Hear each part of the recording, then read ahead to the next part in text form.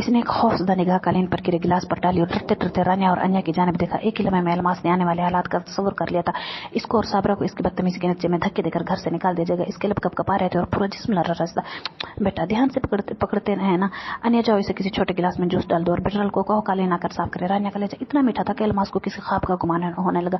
وہ رانیا جو اس کے اخلاص میں کافی مغرور اور اکھڑ مزاج تھی آرام سے اٹھے اور قالین پر گرا گلاس اٹھایا اور کچن کی جانب چل پڑے. بی بی جی وہ غلطی ہو گئی. وہ ٹوٹے پھوٹے الفاظ میں معافی مانگنے کی کوشش کرنے لگی. ارے بیٹا کوئی بات نہیں, اب ڈر کیوں رہے ہو؟ ابھی وہ آپ کو اور جوس لا دیتی ہے, وہ پی لینا ٹھیک ہے, وہ پیار سے کہہ رہی تھی. الماس کو وہ عورت بہت اچھی لگی تھی. اس نے الماس کو نیچے بیٹھنے کو کہنے کے بجائے صوفے پر بٹھایا تھا.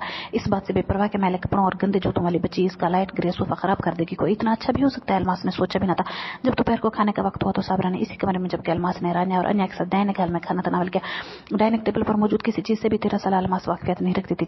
چمچہ یا فورک کو استعمال میں لائے بغیر وہ اپنے میلے ہاتھوں سے ہی چاول کھانے لگی. چاول ختم کر کے اس نے بیف چلی کے کینٹین اسٹائل میں سے بیف کے فنگر لٹس نکال کر کھانے شروع کر دیا. وہ بغیر کانٹے کے مچھلی سالے میں نگل رہی تھی. اتنی لذیذ اشیاء اس نے خواب میں بھی نہ کھائی تھی. انیا نے ندیدے پن پر محض 2 دفعہ اس کی جانب دیکھا تھا, پھر خاموشی سے اپنا کھانا ختم کرنے لگی. جب اس کی پلیٹ خالی ہوگی تو اس نے ایک بار پھر انیا کی جانب دیکھا.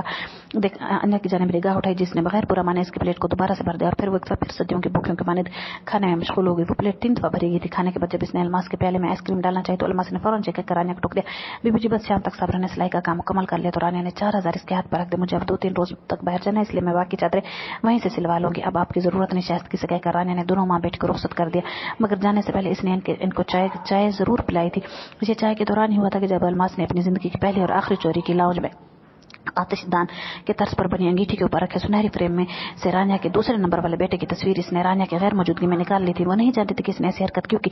اس کو بس اس لڑکے کے صاف کپڑے پسند آ گئے تھے اور اس نے اتنا جرأت مندانہ قدم اٹھا لیا تھا. جاتے وقت اس نے انیا سے ہی پوچھ لیا تھا کہ آپ کے دوسرے نمبر والے بھائی کا نام کیا ہے. انیا نے مسکراتے ہوئے جواب دیا تھا ریان حیدر. جب وہ چلی گئی تو انیا نے لاؤنج میں انگیٹھی پر رکھا وہ فریم اٹھا کر اپنے کمرے کی الماری میں رکھ دیا. مبادہ رانیا گمشدہ تصویر کے متعلق استفسار کرے. وہ نہیں چاہتی تھی کہ رانیا کو الماس کی اس حرکت کا علم اور وہ اسے چور سمجھے.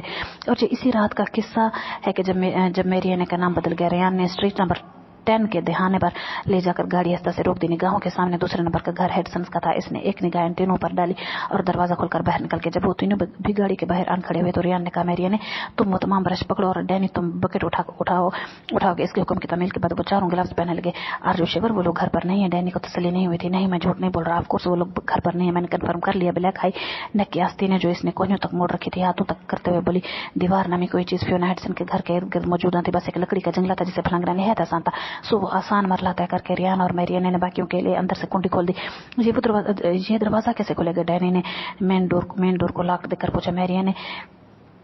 میرین پن دینا. ریان نے لاک کا بغور معائنہ کرتے ہوئے پیچھے میرین کی جانب ہتھیلی بڑھائی. میرا نام مت بگڑ کر بولی جی, ان باتوں کا وقت نہیں ہے. میرین پن دو. وہ درستی سے بولا. اس کے حکم پر عمل کرتے ہوئے میرین نے اپنی ہیئر پین اتار کر ریان کو تھما دی. تقریباً 2 منٹ بعد ہی ریان نے انیا کے بتائے ہوئے ٹوٹکوں پر عمل درآمد کرتے ہوئے وہ لاک کھول دیا. لانگ روم سے ہوتے ہوئے وہ اوپر والی منزل پر آگے جہاں ریان کے اندازے کے مطابق فیونا کا کمرہ ہونا چاہیے تھا. اس کا اندازہ ٹھیک نکلا. وہ کمرہ کسی لڑکی کے زیر استعمال تھا.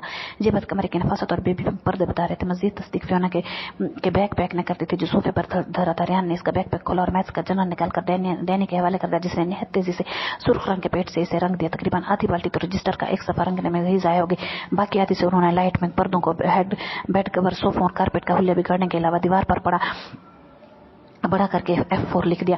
انہوں نے خاص اسکیئر پینٹ خریدا تھا جو آسانی سے اترنے والا نہیں تھا. جب یہ تمام کاروائی مکمل ہوگی تو جس خاموشی سے وہ لوگ آئے تھے وہ خاموشی سے واپس آ گئے. گاڑی میں بیٹھتے ہی ریان نے اسے دفتر اڑانا شروع کر دیا. جب وہ وہاں کے سے باہر نکلا تو ایک دم ریان ہنسنے لگا. ڈینی اور انچ بھی ساتھ ساتھ ہنسنے لگے. البتہ میرین نے کچھ خاموش بیٹھی تھی. ریان نے ہنسی روک کر اسے مخاطب کیا. میرین نے ایک دم بپر کر بولی, ہاں وہی خیریت ہے. تم لوگ اس کا کمرہ بے شک خراب کر دیتے مگر اس کے جنرل کو بخش دیتے. کیوں اس نے مجھ سے پنگا کیوں لیا؟ اگر چیٹنگ کرنے پر مجھے ایکسپل کر دیا تو میرا فیوچر تباہ ہو جاتا. ابھی میں نے اسے معاف کر دیا تو ہاتھ تھوڑا نرم رکھا ورنہ تم مجھے جانتی ہو. درست لہجے میں بولا, واہ اچھا معاف کیا تم نے. میرین نے سارے اوہ ڈیم اٹ. میرین تم کیوں اس کا ساتھ دے رہی ہو؟ مائی نیم از میرین MRAANE انڈرسٹینڈ. وہ اٹھا کر بولے. ریان کے ہاتھ تو گویا ایک مشغلہ لگتا. ہاں معلوم ہے مجھے میرین. وہ اسے چڑھا کر بولا تھا. میرین ہے of course my dear marine. وہ خاموش ہو گئی اور غصے سے گاڑی کے باہر دیکھنے لگی. وہ اس کا نام بگاڑ کے لینے میں مزہ لے رہا تھا. اس دن کے بعد سے وہ میرین سے میرین بن گئی تھی اور ہمیشہ اس کے لیے میرین بنی رہی تھی. اس نے